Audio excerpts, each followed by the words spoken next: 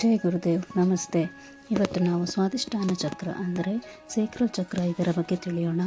ಇದು ಮಾನವನ ಶರೀರದ 7 ಚಕ್ರಗಳಲ್ಲಿ ಎರಡನೆಯದಾಗಿದೆ. ಇದು ಸೇಕ್ರಲ್ ರೀಜನ್ ಅಂದರೆ ಕೆಳಹೊಟ್ಟೆಯ ಭಾಗದಲ್ಲಿ ನೆಲೆಗೊಂಡಿದೆ. ಇದರ ಬಣ್ಣ ಕಿತ್ತಳೆಯಾಗಿದ್ದು 6 ದಳಗಳನ್ನು ಹೊಂದಿದೆ. ಇದು ಜಲತತ್ವಕ್ಕೆ ಸಂಬಂಧಿಸಿದಾಗಿದೆ. ಇದರ ಪ್ರಮುಖ ಕಾರ್ಯಗಳು ಯಾವುದೆಂದರೆ ಸೃಜನಶೀಲತೆ, ಆನಂದ, ಭಾವನಾತ್ಮಕ ಸಮತೋಲನ ಮತ್ತು ಲೈಂಗಿಕ ಶಕ್ತಿ. ಅಸಮತೋಲನದ ಲಕ್ಷಣಗಳು: ಭಾವನಾತ್ಮಕ ಅಸ್ಥಿರತೆ, ಸೃಜನಶೀಲತೆಯ ಕೊರತೆ, ಲೈಂಗಿಕ ಸಮಸ್ಯೆ, ಭಯ. ಸ್ವಾಧಿಷ್ಠಾನ ಚಕ್ರವನ್ನು ಕ್ರಿಯಾಶೀಲಗೊಳಿಸುವ ವಿಧಾನಗಳು: ಭುಜಂಗಾಸನ, ಬದ್ಧಕೋನಾಸನ, ನೌಕಾಸನ ಮುಂತಾದ ಯೋಗಾಸನಗಳು. ಸ್ವಾಧಿಷ್ಠಾನ ಚಕ್ರದ ಬೀಜ ಮಂತ್ರವಾದ ವಂ ಇದನ್ನು ಧ್ಯಾನಿಸುವುದು, ಹೆಚ್ಚಾಗಿ ನೀರು ಕುಡಿಯುವುದು, ನೃತ್ಯ ಮಾಡುವುದು ಮತ್ತು ಸೃಜನಶೀಲ ಚಟುವಟಿಕೆಗಳಲ್ಲಿ ತೊಡಗಿಕೊಳ್ಳುವುದು. ಸ್ವಾಧಿಷ್ಠಾನ ಎಂದರೆ ಸ್ವಂತದ ನೆಲೆ, ಒನ್ಸ್ ಓನ್ ಅಬಾರ್ಡ್ ಎಂದರ್ಥ.